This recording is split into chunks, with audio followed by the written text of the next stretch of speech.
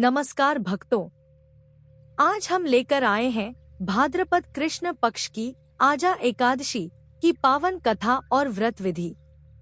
कहा जाता है कि सिर्फ इस व्रत को करने से अनगिनत जन्मों के पाप मिट जाते हैं और मोक्ष की प्राप्ति होती है। इसी कारण इसे पापनाशिनी एकादशी भी कहा जाता है। अगर आप भी चाहते हैं कि आपके जीवन में सुख समृद्धि आए, पापों का नाश हो और भगवान विष्णु की कृपा सदा बनी रहे, तो इस वीडियो को अंत तक अवश्य देखें। और हाँ, इस चैनल को अभी सब्सक्राइब कर लीजिए, क्योंकि यहाँ हम आपको हर पर्व, व्रत और कथा सबसे सरल भाषा और प्रामाणिक पुराणों के आधार पर बताते हैं।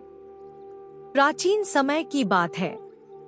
इक्ष्वाकु वंश में एक महान और सत्यप्रिय राजा हुआ करते थे, राजा हरिश्चंद्र। वे अपने सत्य व धर्म पालन के कारण विख्यात थे, किंतु भाग्यवश उन्हें बहुत भारी कष्ट सहना पड़ा। एक बार ऋषि विश्वामित्र ने उनसे दान स्वरूप पूरा राज्य मांग लिया। सत्यवादी होने के कारण राजा ने बिना झिझक अपना राज्य त्याग दिया। राजा हरिश्चंद्र की पत्नी शैव्या या सविता और पुत्र रोहिताश्व उनके साथ वनवास में भटकने लगे, लेकिन राजा को सत्य की रक्षा करनी थी। ऋषि विश्वामित्र ने उनसे दक्षिणा मांगी और दक्षिणा चुकाने के लिए राजा को अपने परिवार सहित दर दर भटकना पड़ा। अंततः उन्हें वाराणसी में जाकर श्मशान भूमि में डोम चांडाल के दास के रूप में कार्य करना पड़ा। उनका काम था लोगों के मृत शरीरों का दाह कराने के बदले शुल्क लेना। अब स्थिति यह हो गई कि राजा हरिश्चंद्र अपनी धर्म पत्नी और पुत्र के साथ अत्यंत दुख और कष्ट भरे जीवन में दिन काट रहे थे। एक दिन उनका पुत्र सर्पदंश के कारण मृत्यु को प्राप्त हुआ। पत्नी शैव्या बेटे का शव लेकर श्मशान पहुंची और राजा से विनती की कि वे बेटे का अंतिम संस्कार कर दें। लेकिन राजा हरिश्चंद्र धर्मपालक थे। उन्होंने कहा, मैं यहाँ दास हूँ और बिना शुल्क लिए कोई शव का दाह नहीं कर सकता, चाहे वह मेरा अपना पुत्र ही क्यों न हो। यह सुनकर रानी शोक से व्याकुल हो उठी। तभी उसी समय महर्षि गौतम वहां पहुंचे। उन्होंने राजा हरिश्चंद्र को इस विपत्ति से निकालने के लिए उपाय बताया। गौतम ऋषि बोले, हे राजन, तुम भाद्रपद कृष्ण पक्ष की अजा एकादशी का व्रत करो। इस व्रत की महिमा अनंत है। इससे अनगिनत जन्मों के पाप मिट जाते हैं और सभी दुख दूर हो जाते हैं। राजा हरिश्चंद्र ने पूरे नियम और श्रद्धा से अजा एकादशी का व्रत किया। व्रत के प्रभाव से चमत्कार हुआ। उनका पुत्र पुनः जीवित हो गया। रानी शोकमुक्त हो गई। हरिश्चंद्र का सारा दुख दरिद्रता मिट गया।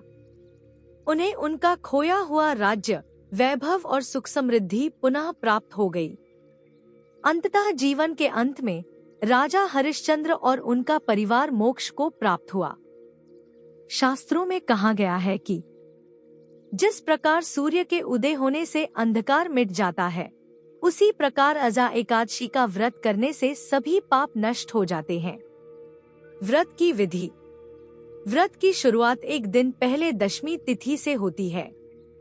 इस दिन सात्विक आहार ग्रहण करें और ब्रह्मचर्य का पालन करें।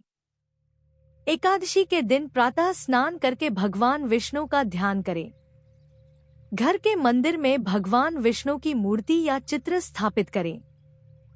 पीले वस्त्र, तुलसी दल, धूप, दीप, पुष्प और नैवेद्य अर्पित करें। पूरे दिन फलाहार करें या निर्जला व्रत रखें।